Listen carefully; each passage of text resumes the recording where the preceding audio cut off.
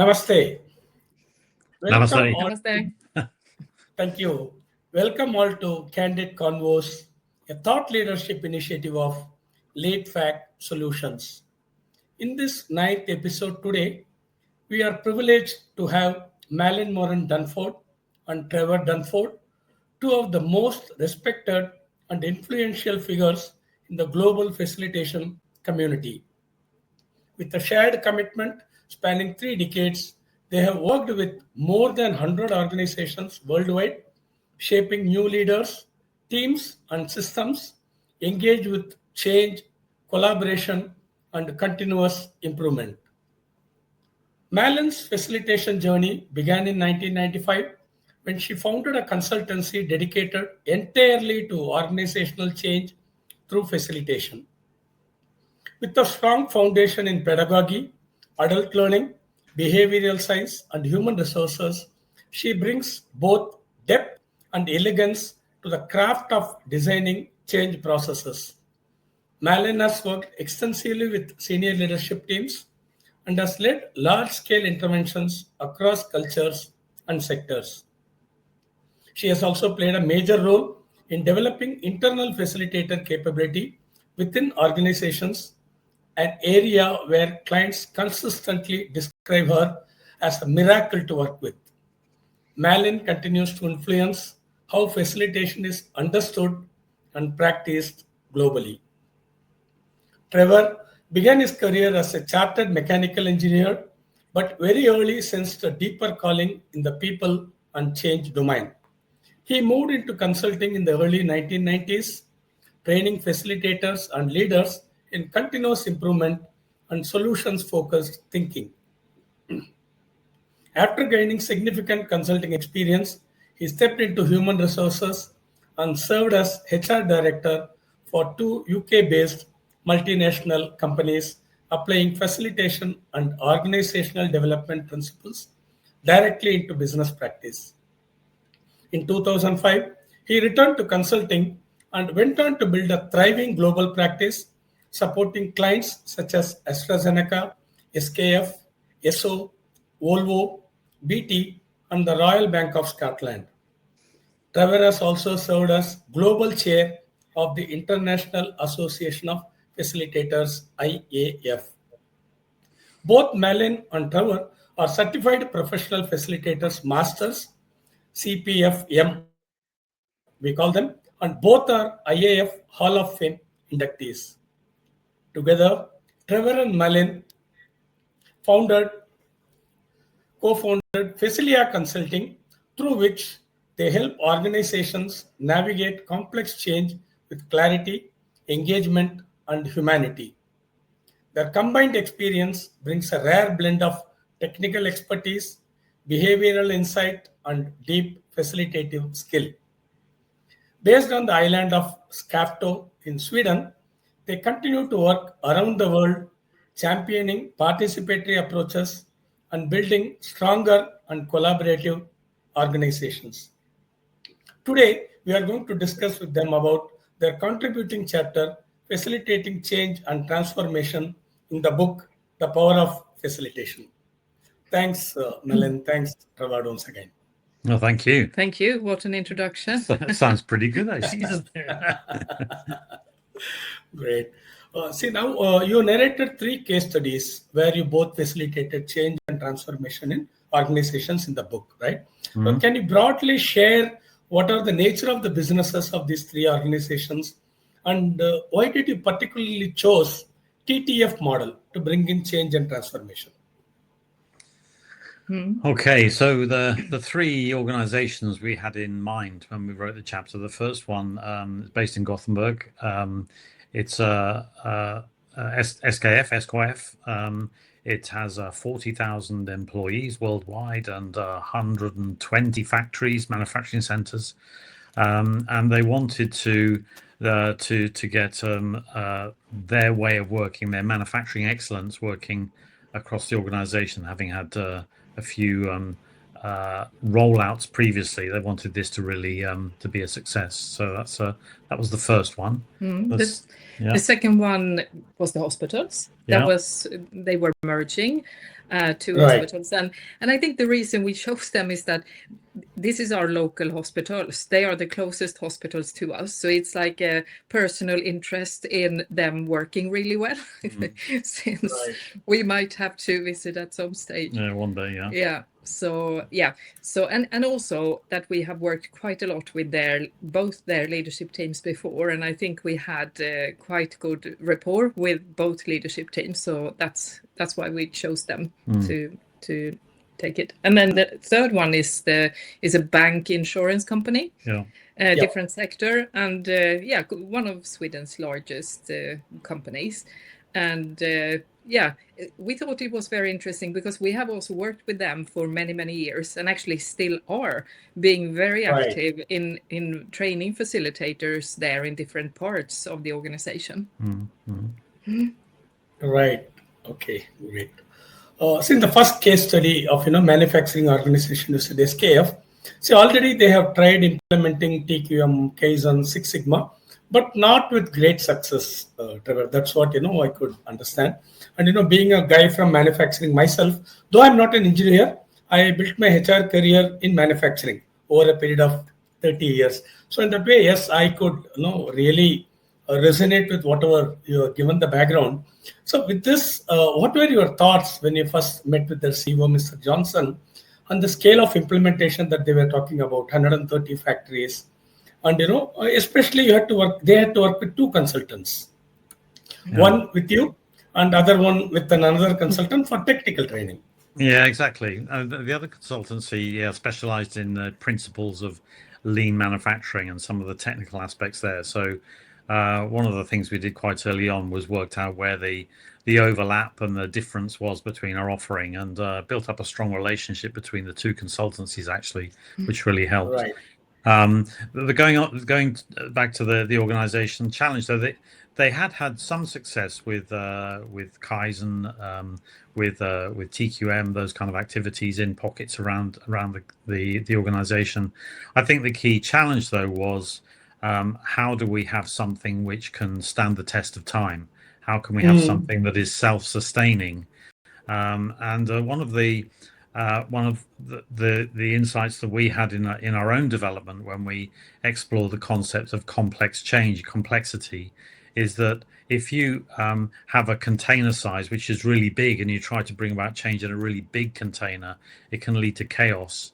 And so what we did with this organization was think about, well, how could we shrink the container size to begin with and have some pockets of learning, so some learning platforms. So just choose a few sites and get others curious about what was going on. And that seemed to be a significant shift in the way of thinking, rather than a broad rollout across many factories all at the same time. How can we do it in a smaller scale, but still big enough to see some results? That was key. Sure. So can we take it as a pilot project, Trevor? You started as a pilot, then you wanted to roll it out?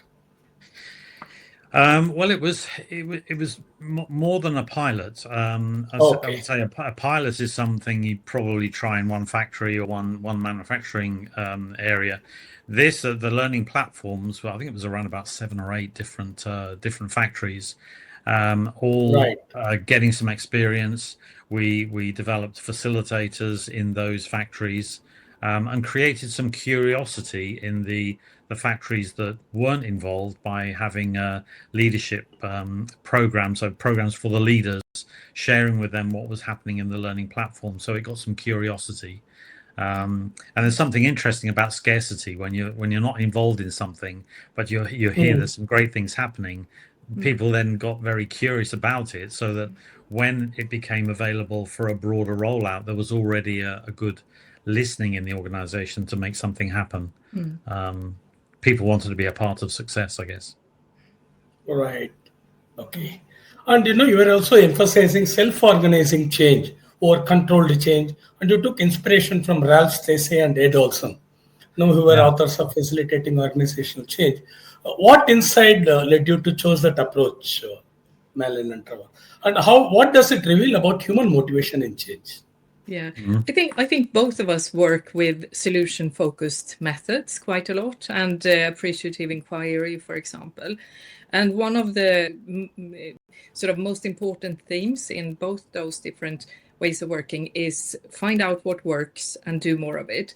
And it's so much easier to work like that with self-organizing and navigating in complex change using that kind of methodology. So I think it came quite natural that it will never be possible to facilitate anything this complex if we were not using those kind of methods, right? Yeah. We went. We're big fans of NTL training in America, so we steeped ourselves in facilitating complex change with Ed Olson, which was a fantastic program, and we explored a lot there the difference between complicated and complex, and how you can intervene in complex systems.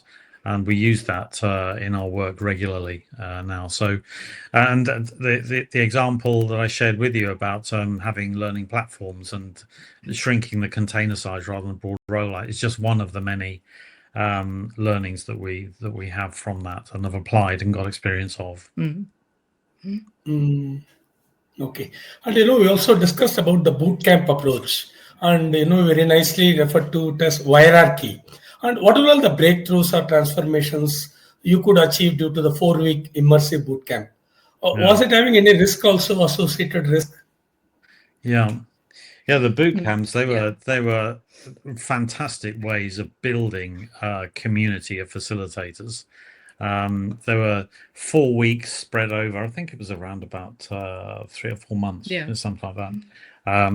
But it was really intense learning, and people from all over the world came together as part of the boot camp. I think we had around about 30 people at each time. There was 3 or 4 boot camps run, and so there was a huge amount of learning, a lot of practical learning, brain-friendly learning, so that it wasn't a lot of lectures. It was very practical. A lot of it was actually on the shop floor as well. So we did a lot of go and see as well.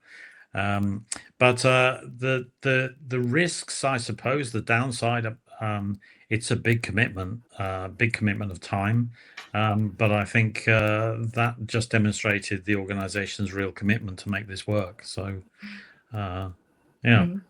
And it was a very successful project with the collaboration between us and this other consultancy, because I think we both parties, both us and them, learned so much. Yeah. And it was easier for us to adjust the facilitation training when we knew much more about their tools and from where they were coming, and the other way around as well. Yeah. So I think it was a brave way of working from the company to put us together, but it became a success. Really. Yeah. Okay. See, the second case study, can we talk about the insurance company, Trevor, Malin, is that fine?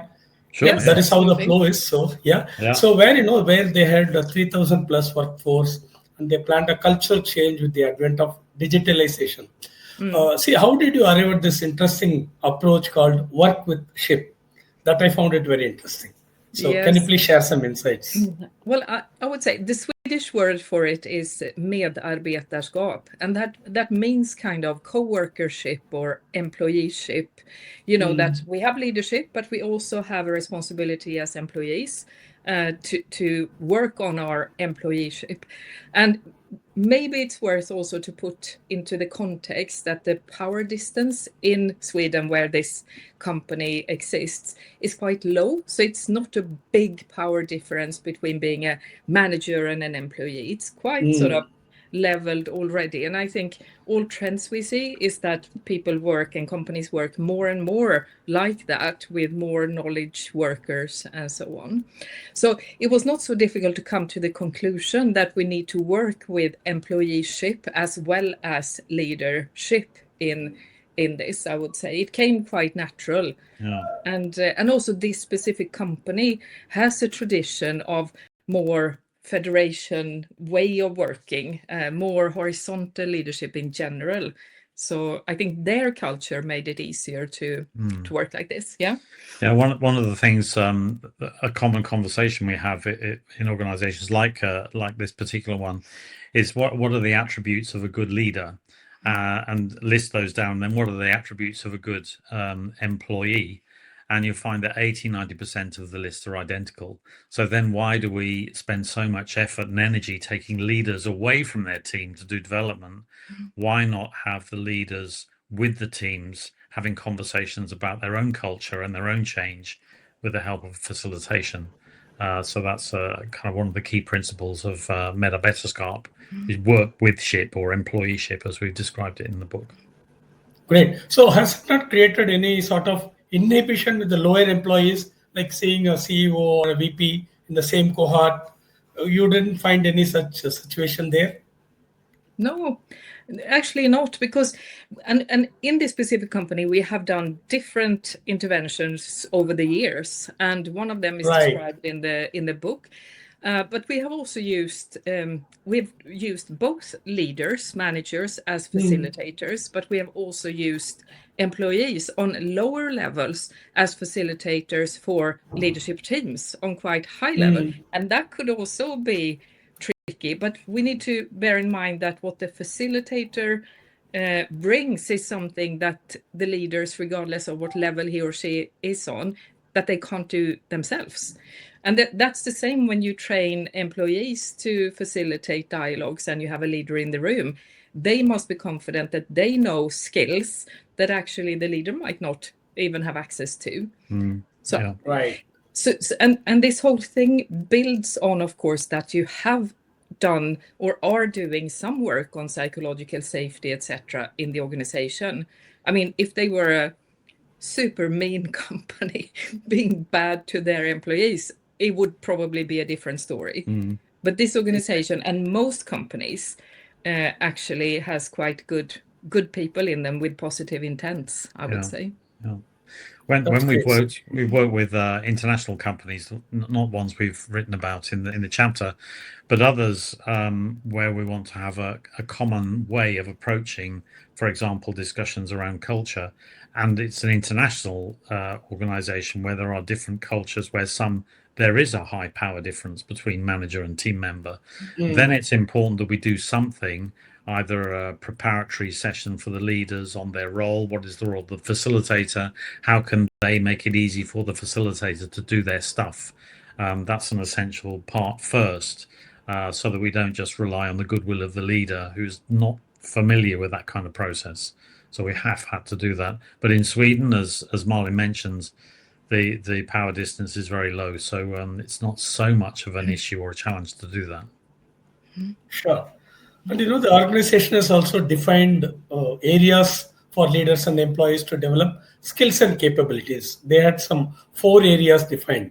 So can you please tell, as a facilitator, we'll be more keen to know, like, how could you navigate this, some of the methods and tools? Yeah, I mean, all the tools and methods that we use are based on solution focused anyway. But I would say in the 4 different sessions, and what we build on when we create such toolkits is usually that the first sessions have a lot of tools around how to create psychological safety as well in the team. So we use kind of, it's like Johari window, we use the line of life discussion, that kind of things. That sort of starts with who am I in the team and how can I feel safe to speak up and come as you are exercises. And that is sort of the foundation for going forward with other teams or other themes as well in the team. And then when we work more with collaboration, it's other questions, of course, and discussions. And then sometimes we have also worked quite a lot with how do we work with our customers. And we have even in the hospitals, how do we work with our patients? And we have brought them into the facilitated sessions to sort of make this container bigger. Instead of talking about the patient, we bring them in. Yeah. So it starts with getting tools around make this a safe place to speak up. And then we build on that and a little bit in different directions, depending on what kind of an organization it is and what the purpose is, of course, of our facilitation. But there is one thing that is in common in our work nowadays, and that is that almost 100% of the work that we do through internal facilitators nowadays. Right. That I think has been something that has become more and more clear to us, that is a path to success. Yeah. That's something quite interesting, See, how did leaders manage the dual role of being both the facilitator of a process and the participant in decision making? Did you ever feel like, there is neutrality that is getting affected? Have you come across something like that? Yeah, I think it varies. There are some that are just natural; they can do it very easily. Others really struggle. But we do have conversations around the whole being neutral on content and more focused on process. I think what's also helped is rather than saying that you have to be impartial, that you need to be multi-partial. So you need to be on everybody's side. So just make sure it's keep the doors open for everyone to speak. And if you have needs that you have as a leader, then of course share those, but don't necessarily share those first. So that can be a kind of like a easing in process for managers. It's not that they have to keep and withhold their ideas. They have some wonderful insights as well that are useful to the team. It's maybe just not start by sharing those first to lead the content. Focus on the process to begin with. And I would say that we do quite a lot of pre-work with the leaders as well, and we do this with internal facilitators also. For example, we have something we call PEP and PREP sessions, where we gather the leaders and we talk about how we would suggest that they act and how they intervene and how they ask questions. And we also touch upon, of course, how to be neutral and focus on the process and so on. So I would say you cannot just throw in a leader with a tool and just say, come on, do it. Get on with it, yeah. So you need to help them. And I would say the concept of having PEP and PREP sessions are very appreciated, because it becomes sort of a mini leadership development activity.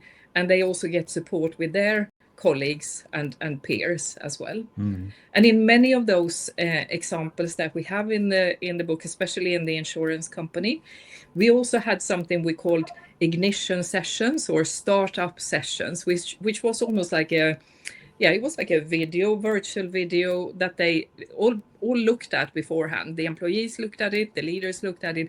So when they came to the session, they were already a bit geared up on what was going to happen. So you don't have to have this possible resistance from either party. Yeah. So you need to think of, how can I set this up in the best way so that people feel comfortable to share? We also create dialogue guides as well for the leaders. So it's like if you imagine a cookery book, if you're new to cooking, then you need something to kind of guide you step by step. I mean, obviously, if you're a very experienced cook, then you can kind of create your own dishes. And the same with facilitation. If you're a leader who's very comfortable doing that, that's fine. But if you're new to it, then a dialogue guide is really important. And we kind of script them in quite a lot of detail. Exactly what do you write on the flip chart? What do you put what do you ask people to put on the post-it notes, down to that level of granularity that really helps those that are new to the role. And especially the questions, because it's so easy for people to go into negative, why is it so bad questions. So you need to help them with more solution-focused question, how to phrase them. What is working already? What could be a tiny step towards what we want to see in the future, and so on. Great. And this being impartial and multi-partial, PEP and PREP, these are all excellent learnings for me. Thanks a lot for sharing this. Will help us a lot, definitely. So in the third hospital merger case, where especially one was bigger and one was smaller in size, what were all the typical people issues faced by them, which prompted them to, yes, we should have a professional facilitator now in this? Well, I would say that they had a history of two leaders in the both directors that had positive experience from facilitation. because both us and also other consultancy that had worked with them before using facilitation skills. So it was quite natural for them to be positive to having facilitators in there. And one of the tricky things was that, as you said, one was bigger and one was smaller. And the smaller organization was, of course, afraid that they would sort of just be integrated and dissolve into this big other organization. And I would say that the leadership was extremely important there, to say that we are not going to eat you alive, the smaller organization. We're actually going to close both these organizations because we're going to create one new. And that mentally helped them to think of, okay, it's not one taking over the other. It's more, we close what we have had and now we build something new instead for the future. So I would say, so to have internal facilitators and to get that to work, you also need to have leaders at the top that sponsor them and make it easier for them. And in this case, they definitely did that. So, you also mentioned in detail about the appreciative inquiry as one of the crucial tools that you use. So can you please share some insights as to how did it really help you in this? Well, appreciative inquiry is very much about asking, tell me a story about a time when things worked, and tell me a story and then to build on that, what values were specific, and then move more on to what is your future perfect and what is it that we wish for, and also to visualize that, etc. And I would say it's a method that works for everybody, because in some organizations, some people and functions find it easier to use very complicated words and so on. But appreciative inquiry helps by using a lot of images and graphics and so on, so that everybody can speak their mind and express themselves. And that worked really well in this in that specific example in the book, but we have used that a lot. And it's very close to solution focus, where Trevor has worked extensively over the years as well. Yeah, the important thing here is that the conversation does not dwell into why is this happening, why us, and how bad this is, and all the problems it could create. So both appreciative inquiry and solutions focus, what they have in common is more focus on what is it we want, and what are the steps we need to take to get there. So, but both very powerful. Sure. So, in the book, you very strongly put forth the fact that developing internal facilitators delivers greater long-term impact. Yeah, of course, external consultants, facilitators are also important, but you were very strongly advocating developing internal facilitators also. So, what would you advise the organizations to have some sort of approach or model towards this? What they should look for? Yeah. Go on. Well, there's something about getting clarity on what the role is, and making sure that the ones that you certainly part of the first group of facilitators are the right caliber. They've got the right kind of skill set. So they're very good communicators. They're very people oriented. They've got good credibility with the organization. Not necessarily senior, doesn't matter really, but those kind of things we look for. Really keen to grow and learn, and they've got some courage. They're prepared to facilitate groups that might have people that are 2 levels higher than them in the group, and they can do that. Maybe with a little bit of nervousness, but at least they're confident. That's what we look for. But the principle, though, is that we much prefer to develop a team of internal facilitators, because then, certainly if it's a process change like culture, like lean manufacturing, for example, we've spoken about, you want those to last for years and years and years. Then to have an internal resource that you can rely on is much more sustainable than having myself and Malin turn up. Well, there's only 2 of us anyway, so it's impossible. But that's another reason. If you want leverage, then you need larger numbers of people internally, rather than external. And you can reactivate them as well. In some of our clients, maybe we worked 10 years ago with a group of internal facilitators, and then they say, oh, now we have merged with another company, so now we need to to get our culture work back on track. And then you already have the facilitators ready with the skills, and you just need to do a couple of pep and prep sessions with them and provide them again with the tools that we are going to work with. So I mean, basically, it's not that we do less, but we do other things. It's much more focus on how we can provide with skills and tools and methods, and be more of a sounding board to them as well. Okay. I was in a working with a client in Washington DC about 4 weeks ago. I was facilitating a large group, and one of the participants had lived in Gothenburg and came up to me at the coffee break and said, I just wanted to let you know that I was trained by Malin 10 years ago in Gothenburg. That's incredible. So we still have that. And she remembered so much around the program. So it was fantastic to hear. Wow. That's great to hear from someone whom you have not met for so many years, coming and saying like, yes, now I got this. That's something great. Yeah. So across all these cases, whatever in the book, what is one single common ingredient you would say? There could be many factors, but if you have to zero in on one single common ingredient which made it sustainable, what would that be? I would say it is the internal facilitators. The internal facilitators using solution-focused methods. That is, I think, what is the most common in all three of them, but also in the work that we do. Right. And I think building on that, for one of the key things for me personally in this is that many years ago, when I first started out facilitating groups, it was in problem solving. I was helping with process improvement on the shop floor, and helping groups define waste. That required a lot of experience in using problem solving tools, which is strong in the Six Sigma domain and the lean camp, for example.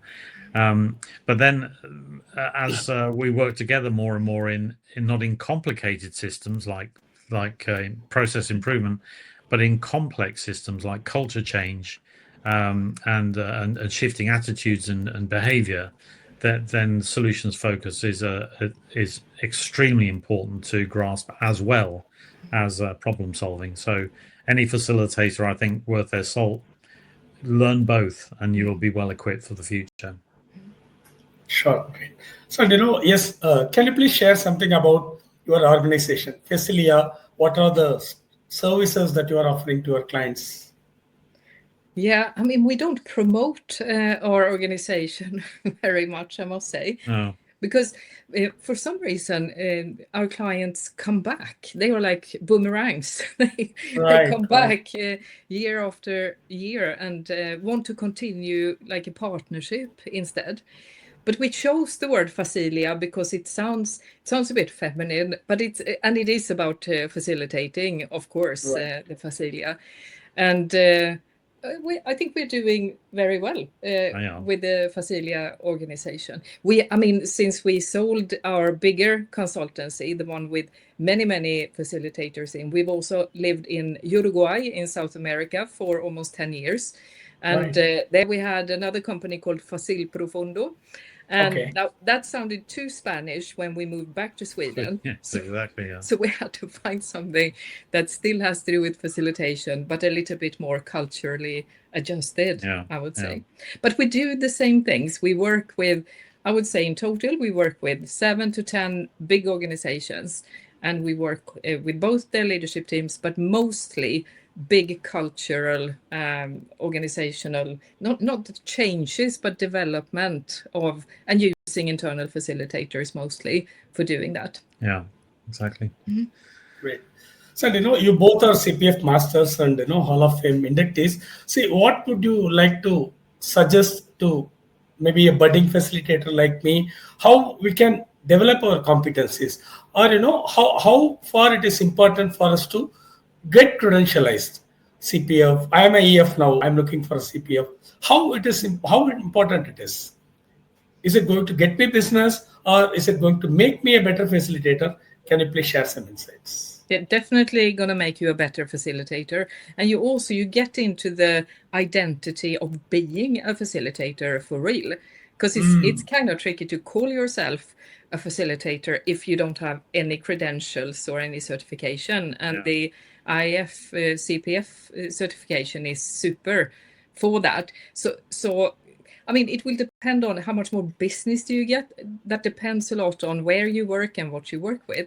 But you will definitely become a much more secure, self-confident, and better facilitator through this, I would say. Yeah, I'm not sure it necessarily in isolation will attract more.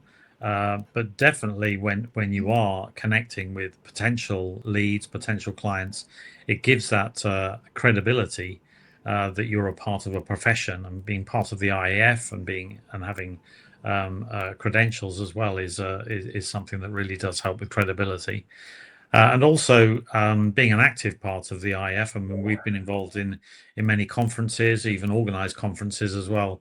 There is a whole bunch of new things that you can learn from colleagues, from people that are in the same sector as yourself, but even in very different sectors, but having something in common, working with groups. So it's I would say absolutely a key part of your development to be a part of an organization like that. Mm-hmm. So well worth going for. Yeah. Sorry, Malin. It's well worth going for. I was thinking about a very funny question I was asked once when I studied at the university to become a behavior scientist. I met with a group of engineers and I introduced myself as a behavior scientist, and they said, "Oh, I thought that was a hobby." And since that, I've been thinking that it is, especially in the field that we operate, it is important to have credentials and certifications, because this is not a hobby, at least not for me. And it feels very good to be able to fall back on the credentials that you have. Yeah, exactly. Sure. Great, Malin. Great, Trevor. Thanks a lot for your time. Thanks for all the insights. Very useful indeed. Thank you. You're very welcome. I wish Thank you all you the so best. much.